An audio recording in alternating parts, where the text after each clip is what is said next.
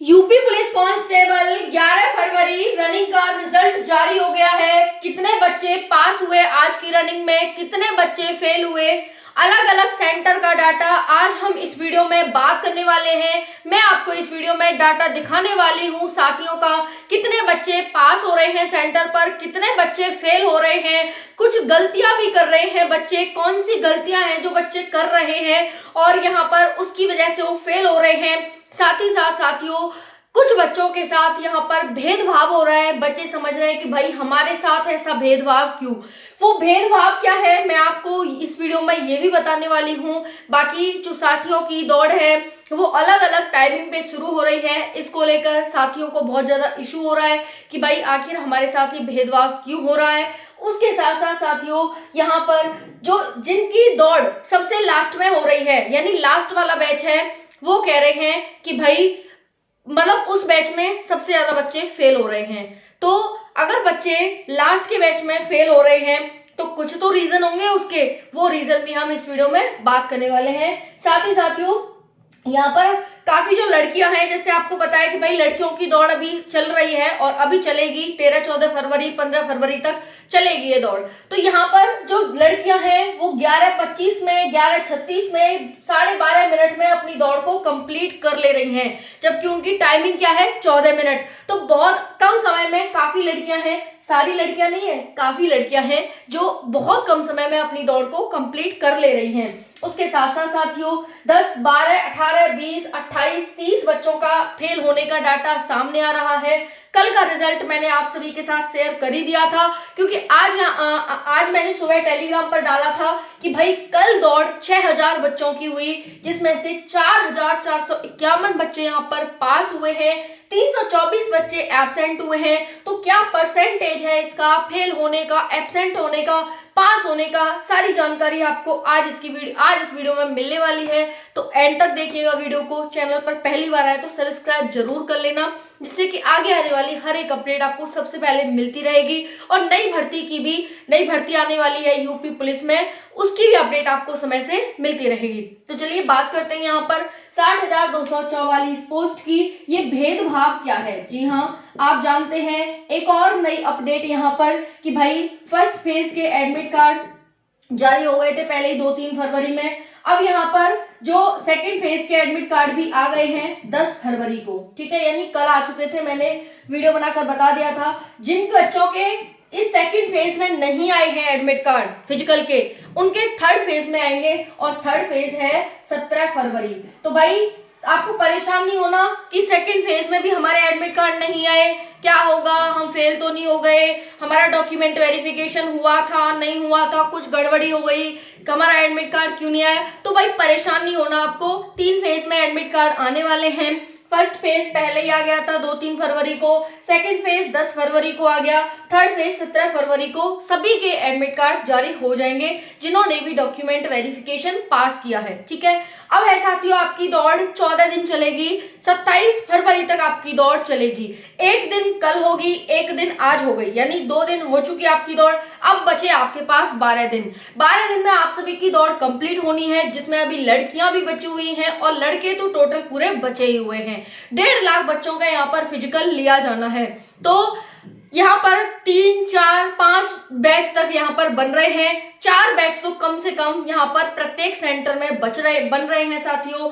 तो एक बैच चूंकि अभी स्टार्टिंग है, तो बैच को स्टार्ट करने में, पहले बैच को स्टार्ट करने में इन्हें काफी समय लग रहा है साथियों, और समय लगने की वजह से जो लास्ट बैच है वो धूप में दौड़ रहा है और इसीलिए बच्चे इसका विरोध कर रहे हैं कि जिन बच्चों का, क्योंकि साथियों अभी तो स्टार्टिंग है, आगे आने वाले बच्चों का भी होगा, हो सकता है आप भी उसमें हो लास्ट वाले बैच में, तो ऑब्वियसली आप विरोध करेंगे कि भाई ऐसा हमारे साथ क्यों, है ना, कि इतना लेट क्यों कर रहे हो, धूप में क्यों दौड़ा रहे हो, क्योंकि धूप में कहीं ना कहीं एफिशिएंसी तो कम हो ही जाती है साथियों।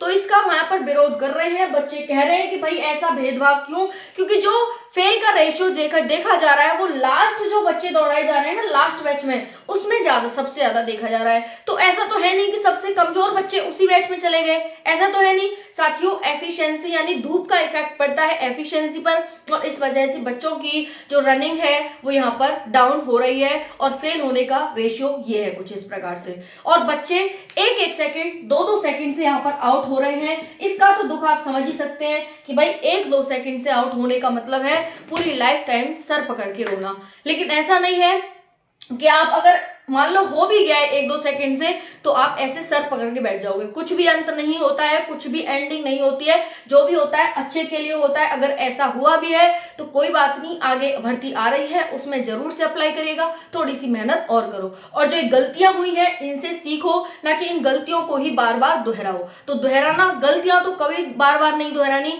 एक बार हो गई आगे से नहीं होगी, बस ये ठान लो, ठीक है। तो देखिए यहाँ पर साथियों कुछ बच्चों को यानी आज भी जो रनिंग है कई सेंटर पर 6:50 पर शुरू हो गई थी, कई पर 7:40 पर हुई है, एक इस पे 7:40 पर पहला बैच, 8:30 पर दूसरा बैच, 9:30 पर दूसरा, और चौथा 12:30 बजे दौड़ाया गया है। तो आप यहाँ पर देख सकते हैं 12:30 बजे वाले बच्चे की दौड़ में कितना यहाँ जमीन आसमान का फर्क होगा। जहाँ 7:30 बजे वाला दौड़ा है वहीं पर 12:30 बजे वाला, यानी यहाँ पर 4 घंटे का डिफरेंस। और कितनी धूप है आज के टाइम में आपको पता ही है। तो यहाँ पर कहीं ना कहीं ये एफिशिएंसी यहाँ पर डाउन हुई है, और इसी वजह से 12:30 बजे वाले बच्चे हैं वो ज्यादातर फेल देखे जा रहे हैं। और वो रेशियो 30% का है, जहां मॉर्निंग में 10% बच्चे फेल हो रहे हैं, वहीं पर 12:30 बजे लास्ट बैच में 30% बच्चे फेल हो रहे हैं। लड़कियां जो पहले बैच में दौड़ी हैं उनकी टाइमिंग कुछ इस प्रकार से आई है, देखकर बहुत अच्छा लगता है कि भाई लड़कियां अपने समय से बहुत पहले नहीं साथियों, समय से बहुत पहले अपनी रनिंग को कंप्लीट कर ले रही हैं। ये अपने आप में बहुत ही अच्छा यहाँ पर टास्क है, ठीक है। बाकी साथियों पहला बैच, जैसे अगर मैं बात करूं अलीगढ़ में पहला बैच आज का जो दौड़ा 25% फेल रहे, दूसरे में 40% फेल रहे, ठीक है। यानी अगर दूसरा तीसरा चौथा बैच लें तो बच्चों की एफिशिएंसी डाउन होती जा रही है, फेल परसेंटेज बढ़ता जा रहा है, ठीक है। वहीं पर बरेली में 30%, आजमगढ़ में 10%। आजमगढ़ के बच्चे थोड़े से हष्ट-पुष्ट होते हैं दौड़ने कूदने में, तो यहाँ पर 10% ही ये रेशियो देखा गया।